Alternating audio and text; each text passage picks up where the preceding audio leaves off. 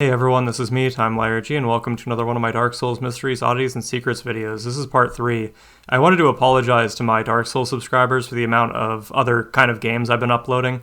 I'm kind of running out of ideas for Dark Souls. I know that Dark Souls is just filled with an endless amount of mysteries and secrets and stuff to talk about, but it's kind of hard for me to just focus on one and talk about it. These videos actually take a little bit to make, but yeah, I'm going to be focusing on Dark Souls, Deltru, and just all kinds of videos. I'll keep releasing all kinds of these videos that people subscribe for. So I guess that's just it for now. Feel free to leave a comment if you have your own ideas for mysteries and secrets, and I'll just start the video now. The human-shaped holes in Lost Isalith. I never looked too closely at these before until someone else brought it up, but we've all walked past these at some point, and I'm sure most of us didn't think anything about them. Around the Fire Sage area, you can find these human-shaped holes in the wall.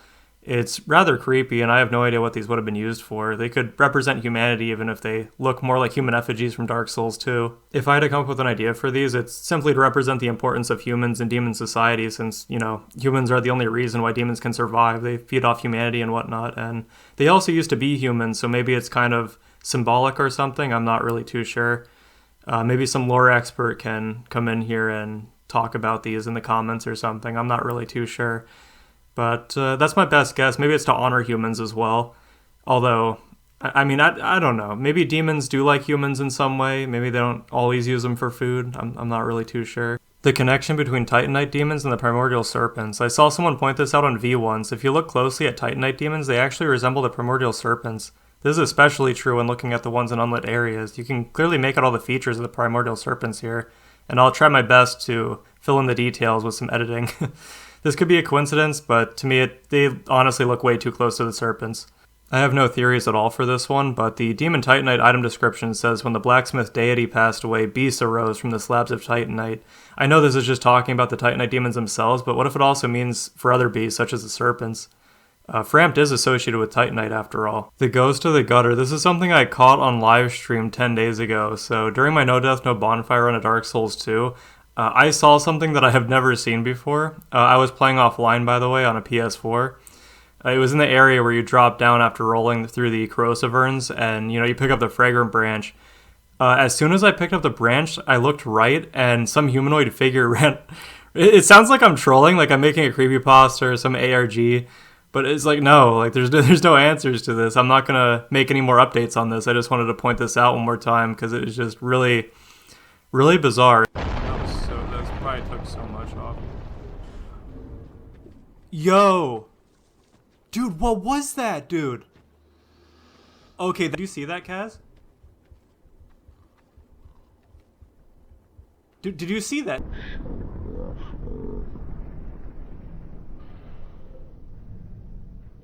So, when this thing rolled off the ledge, I think it was 156 souls. And the weird thing is, right, if you stand idle in this area, you will get souls.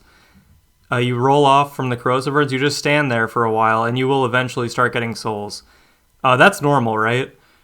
I think it was just a coincidence as soon as the thing rolled off that it gave me 156.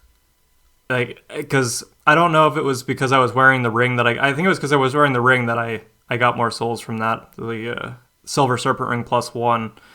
So I think that part was a coincidence, but not this thing running across where the fog wall was.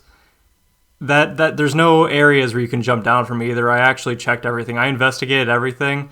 I actually took an hour and a half of my time to go back and get more footage to see if I could find this thing again.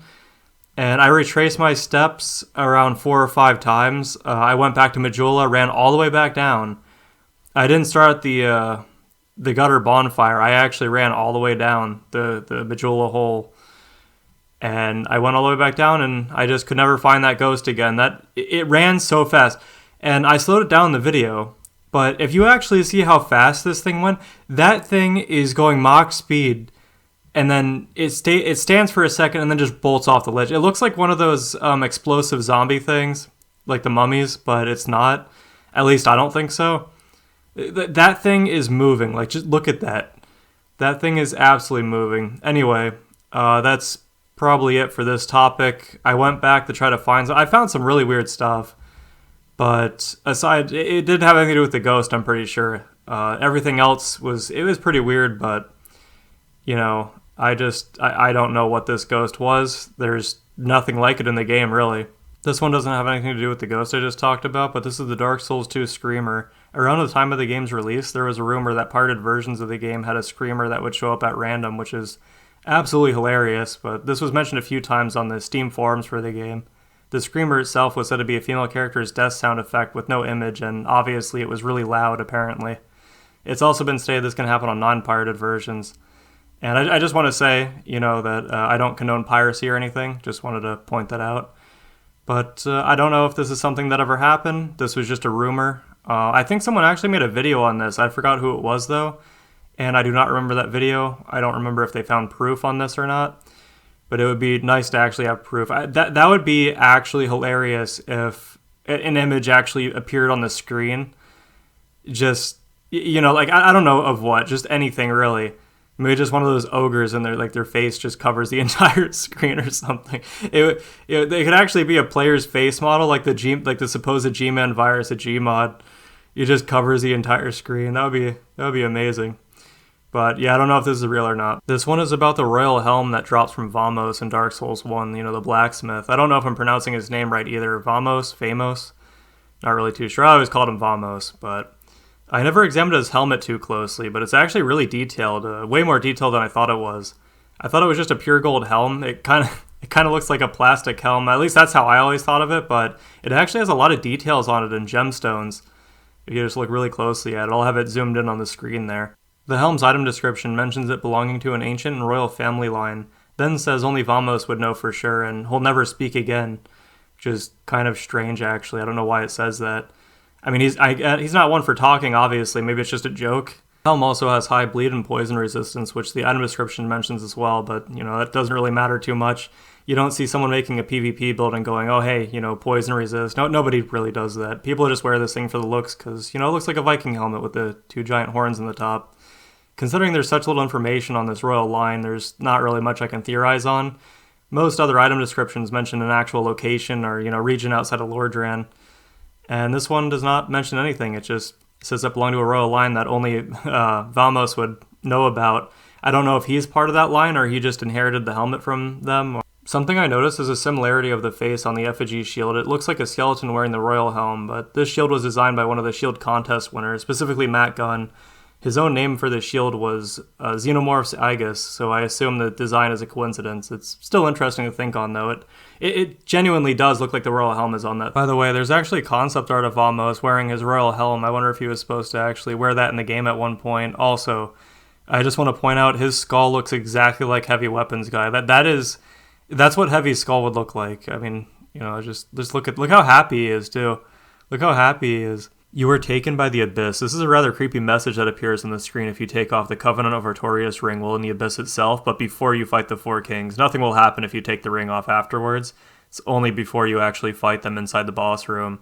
As soon as you take off the ring, you are slowly pulled downward into an even deeper abyss with unique animation playing as if you're, you know, actually being dragged down below. You get overwhelmed and you're eventually sent back to the last bonfire. You lose all your souls and everything, your humanity. And you just get the message on the screen, you were taken by the Abyss. And it takes a while to go away as well for some reason. This is, I would say it's a pretty obscure one, but, you know, people usually switch rings before a boss. And, you know, if you have a mandatory ring like that you're meant to keep on, you know, you kind of wonder if you can take it off after you drop down there. You know, just switch on some other kind of ring, some other kind of equipment, you switch your equipment around.